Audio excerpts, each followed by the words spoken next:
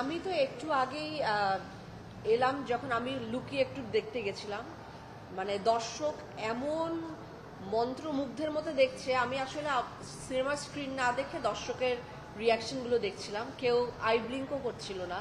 তো এইটা একটা বিশাল পাওয়া যে এমন একটা ফিল্ম, যে ফিল্মটার প্রতিটা মুহূর্ত দর্শক এনজয় করছে। ইভেন দর্শক ব্রেকের সময় বের হচ্ছে না, যদি মিস করে ফেলে আমি সেরকমও দেখলাম। তো এরকম একটা ছবির একটা অংশ হতে পারা ডেফিনেটলি এটা একটা ওয়ান্ডারফুল এক্সপিরিয়েন্স আমার জন্য। আর পুরো ছবিটা করবার সময় তো ছিলই, কিন্তু ছবিটা যখন আমাদের পুরোটা হয়ে যাওয়ার পর যখন দর্শক পর্যন্ত পৌঁছে গেল, তারপরে যেটা দেখলাম দর্শকের রিয়াকশন এবং যাদের জন্য আলটিমেটলি তৈরি করা, তারা যেভাবে দেখছে, এবং আমার তো মনে হচ্ছে যে এটা তো অলরেডি বোধহয় এটা একটা মানে হিস্ট্রি ক্রিয়েট করে ফেলেছে আমাদের এই ছবিটি।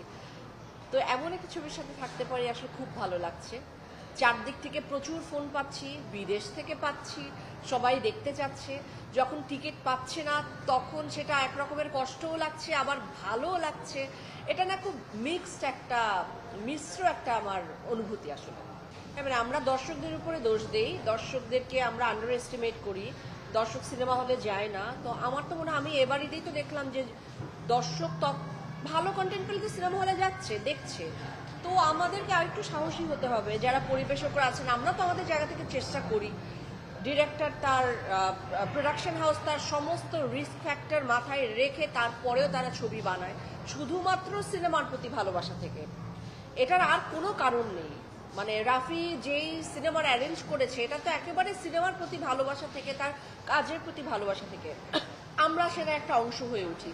তো আমার মনে হয় দর্শকেরও পার্টিসিপেট করতে হবে, দর্শকেরও একটা মানে কমিটমেন্ট থাকতে হবে যে বাংলা কন্টেন্ট হলে, ভালো ছবি হলে আমরা দেখতে যাব। আসলে শুধুমাত্র বিদেশি কন্টেন্টে আমরা দেখবো না, বাংলা কন্টেন্ট আমরা দেখতে যাব। একই সাথে পরিবেশক যারা রয়েছেন বা যারা ডিস্ট্রিবিউটার তাদের কথা বলছি, তাদেরও একটা দায়িত্ব রয়েছে, এবং কি করে পুরো জিনিসটাকে আরো সুন্দর করে বানানো যায়। এই যে এত সুন্দর একটা জায়গা এসছে, পরপর অনেকগুলো ভালো ছবি দিয়ে এটাকে কি করে আরো সামনে এগিয়ে নিয়ে যায়, যেহেতু আমরা পিছিয়ে না যাই, এক জায়গায় স্টাক আপ না হয়ে থাকি।